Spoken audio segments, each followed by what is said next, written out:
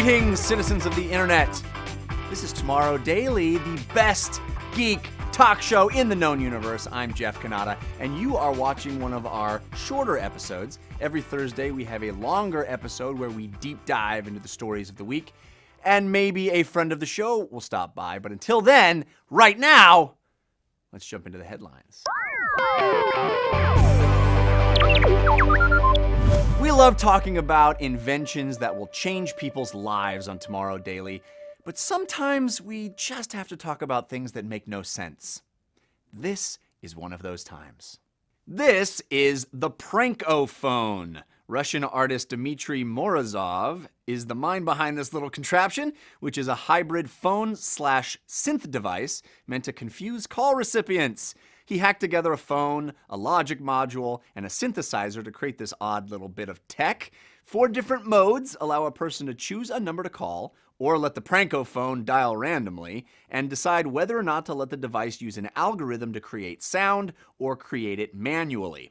When a person on the other end of the call picks up, the Prankophone plays a synthesizer song based on the tones of the phone number it dialed. Morozov says the sound message is unique for every number it reaches, so if you ever get a phone call that sounds a little like this, it's the Prankophone. Is prank calling still a thing? I guess it's still a thing. You know, if you ever get called by the Prankophone, you might be annoyed, but you're also pretty lucky. It's a random number. Hey, you've probably heard of graphene at this point, but check out this graphene that can move. Chinese researchers published a report in Science Advances this week about a graphene oxide-based paper that can change its shape when exposed to infrared lasers. Applying heat causes the graphene to contract, while shutting the light off allows it to expand again. In the video, you can see one tiny scrap of paper inching around like a worm and another folding up its sides like origami. There's a lot of possibilities in research like this.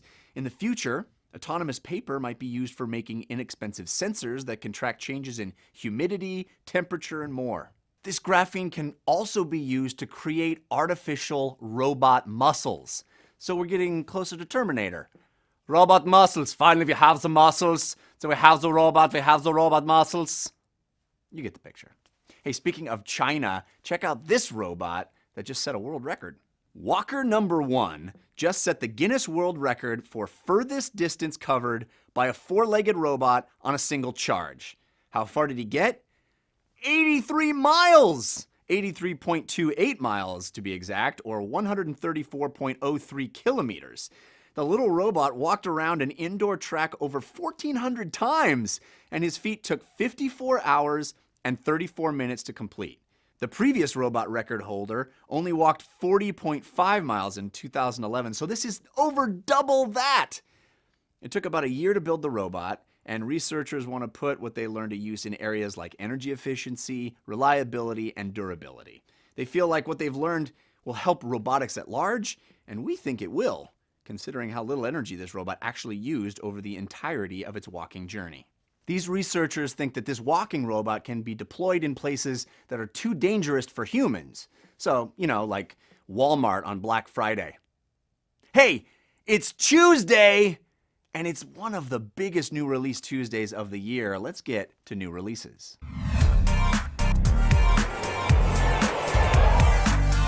If you are a video gamer this week, there's almost too much to play, all coming out on one day. Everybody knows Fallout 4 is here. Oh my gosh, I've been playing it. I got an early release copy. I've already put 40 hours into it, and that's just a drop in the bucket for this game. It's gonna be hundreds of hours of content in this post-apocalyptic world. It's out on Xbox One, PlayStation 4, and PC. But if that's not enough game for you, how about Rise of the Tomb Raider, the sequel to one of my favorite reboots ever, which was the Tomb Raider reboot that came out just a couple of years ago. This one is a timed exclusive on Xbox One and follows Lara Croft's journey into the wilderness and becoming more of that Tomb Raider character that we know and love. But if big action and big role-playing isn't enough for you, maybe you want to jump into real-time strategy. Blizzard has got you covered because also on this release Tuesday, StarCraft II Legacy of the Void hits, which is the final chapter of the StarCraft II trilogy. This one focusing on the Protoss race. This is exclusive to PCs. There's just too much to play this Tuesday, guys. Too much to play. All right, let's get to your pictures. Today's photographer of the day is Adam, who sends us a photo he took on his iPhone 5S. Adam writes, "Hey guys, I'm gonna miss your daily long episodes. It was a great show to watch while ironing for work, but I'll enjoy all the Tomorrow Daily I can get. Anyhow, we had a visitor from one of the local critters. I live in Australia, and this guy is a python. Whew, they are harmless," he says, even if he does scare the wife. He doesn't want to move. I spent ages shaking the tree. Oh well, he'll move tonight. I used my iPhone 5S with no filters, and you may use it on the show if it's worthy. Adam, you are a braver man than I, sir. It is a known fact that everything in Australia is trying to kill you. And just living there is taking your life in your own hands. So many creatures, atmosphere, everything wants to kill you in Australia. But thanks for sending your picture in of that terrifying python.